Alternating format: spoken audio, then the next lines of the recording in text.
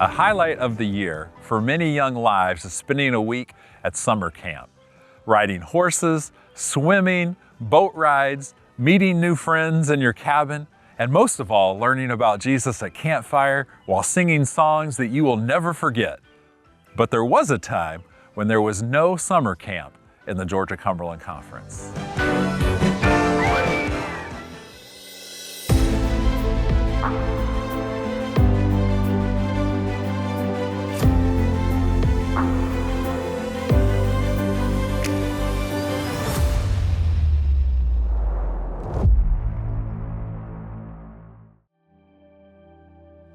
Our conference formed when two smaller conferences, Cumberland and Georgia, joined together in 1932.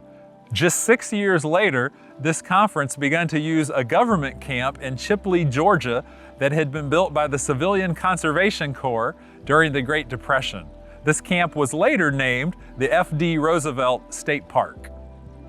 During that first summer in 1938, this was the only summer camp opportunity in the entire Southern Union, and young people were encouraged to attend from Florida to Mississippi to Kentucky. But this week of camp included all the things that make camp fun, from flag raising to camp council to swimming to crafts.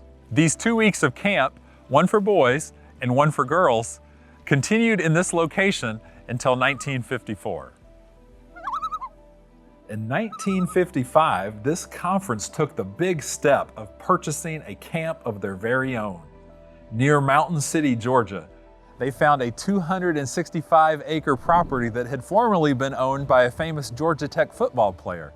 This property included buildings, cabins, a water supply, and a beautiful lake.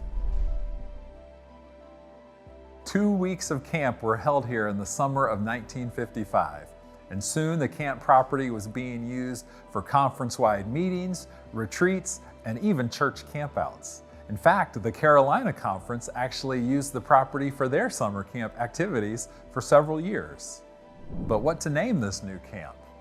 A contest was held to help make that choice, with young people from across the conference submitting their suggestions.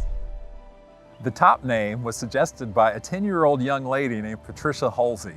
She won a free week at camp by combining two parts of the conference name, Cumberland and Georgia, to come up with the name Camp Cumbigay.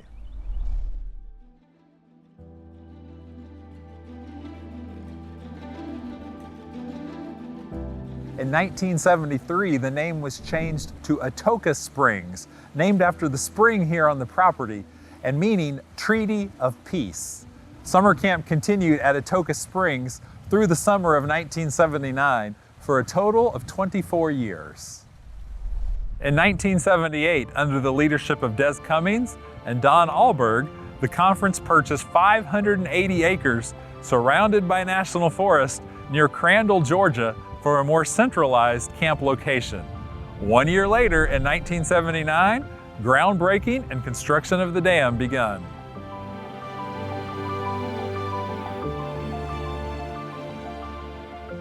Finally, in July of 1980, the very first summer of adventure at Cohutta Springs Youth Camp, led by director Louis Hendershot, with skiing and canoeing on the lake, camping at Indian and wagon camps, archery, model rockets, and all the sports and crafts that make camp memorable.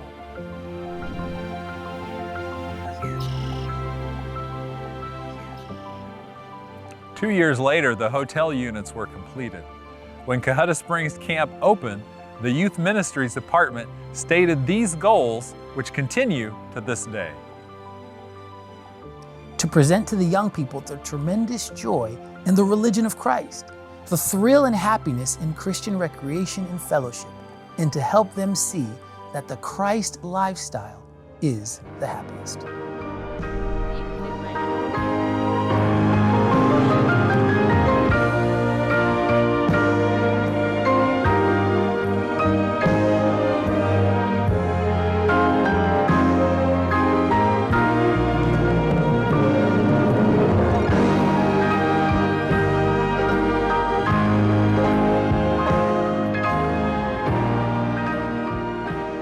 Camp camping ministry of Cohutta Springs continues to this day under the leadership of Pastor Jonathan Montes, where every summer almost 1,100 campers and over 100 camp staff make unforgettable memories, with almost half making decisions to follow Jesus and over 300 declaring that they want to get baptized.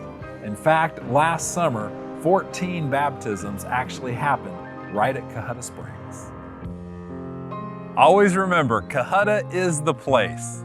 What can your church do to make sure the young people you know get to experience God in a place like this?